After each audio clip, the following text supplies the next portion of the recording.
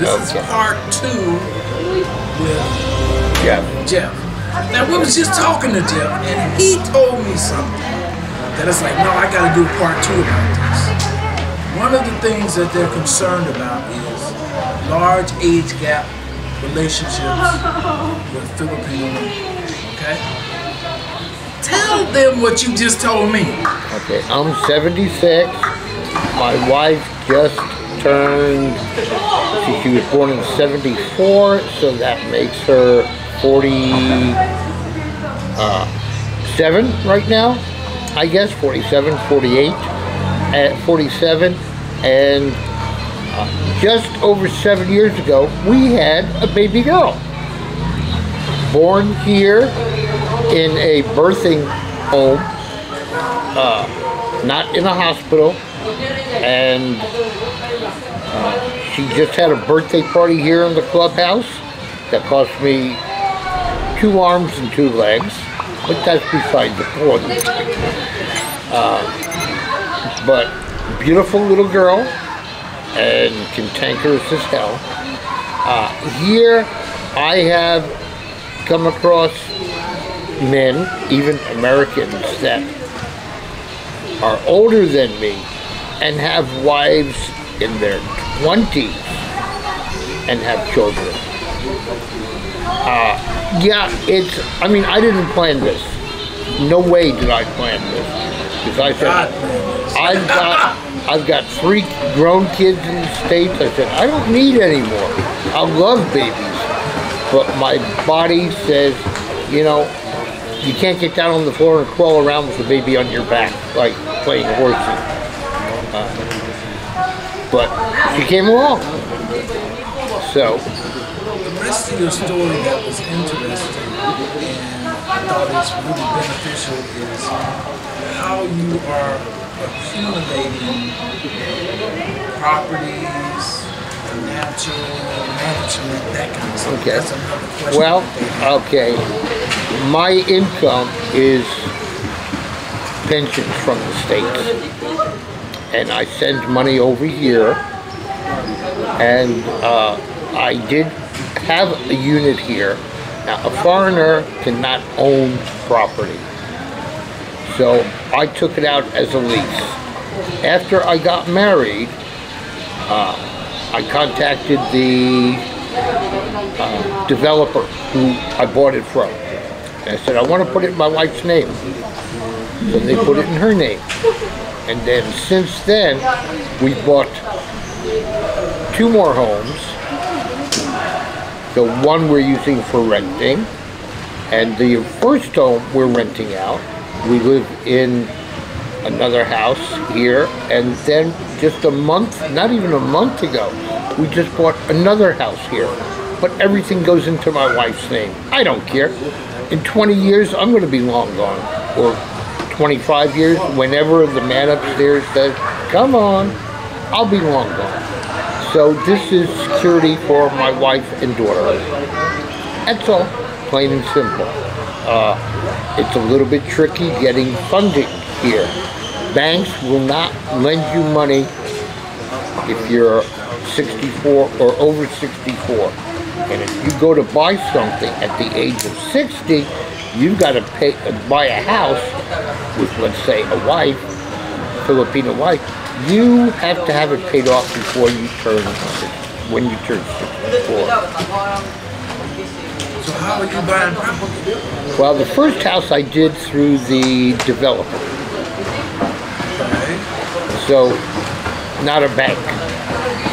Second house we paid cash for from a Filipino who is now living in Sweden. So she flew into the Philippines. We did the paperwork. Third house was, which is next to our house that we live in. The Filipino was living in Korea, is living in Korea. So we came up with the money, and her sister did all the paperwork, and we bought the house through the sister. House number 4, which we just purchased, it was owned by an Australian, and he sold it to an investor. We bought it from the investor. But again, well, the investor, because we're not using a bank, we're going to pay him directly. You can't do a bank here to save your life. Now maybe if you put down 80%, a bank will lend to you. I don't know.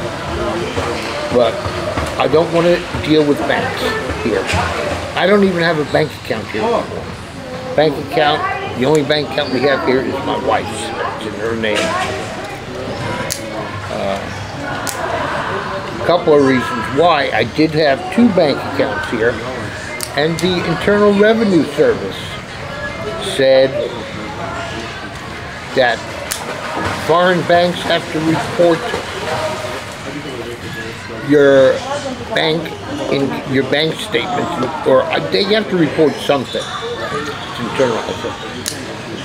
Internal revenue. I don't make that enough money to worry about for the internal revenue to worry about it. So once the first house was paid off, I closed out my bank accounts here. So easy peasy. But you've been here how long? December 4th will be 10 years. So you paid off a house in less than 10 years? I paid that house off in 4 years. How are you doing that? It was easy. I paid monthly. I wrote them 48 checks, post-dated checks, and they deposited it in their bank every month. The payments were not that great, so it was just over $600 a month. So $600 a month times 12 is 72 times 4 about $28,000. Figure about 2.4 million pesos. Yeah, 28,000 American. Wow. But again, everything we accumulate in rental property is for my wife and our daughter. All I need is clothes on my back, my computer, and food. So here's the flip side of this thing. I was talking to Jennifer about this. You know, we get with this for the people that realize we have to provide for their future. But what about the flip side of that? I just saw a video where the man and the wife came down with something, had some nerves. It paralyzed him. He couldn't move. Right? It was called BGC or something like Okay. that. And he went to the hospital. They gave him a prescription drug. And so he was able to recover. But she came in the hospital and she wasn't there 48 hours and she died from it. So now he's stuck here in the Philippines with 2 children and his wife. How do we deal with it? Not easily. Now the thing is, the children are minors. Yes. Okay. More than likely, the property will revert to him until the children are old enough. But here, the way it works, a foreign spouse has no claim to property. So if the wife dies, it goes to the children, it goes to the wife's brothers and sisters, the whole extended family. But if it's just a husband and wife, she's got no other family. Let's say she's an orphan with no other family. The house will revert to him completely. But I don't know how long he can have it until he may have to sell it. I have no idea. Filipino law protects the family in the cases of property. It's good side, but there's a bad side to the coin. Because if your wife has property, but she's got brothers and sisters and nieces and nephews, and she passes away, and there's property in her name, they want some of that. So if it's sold, they want, and they've got to sign to agree to it. You know, it's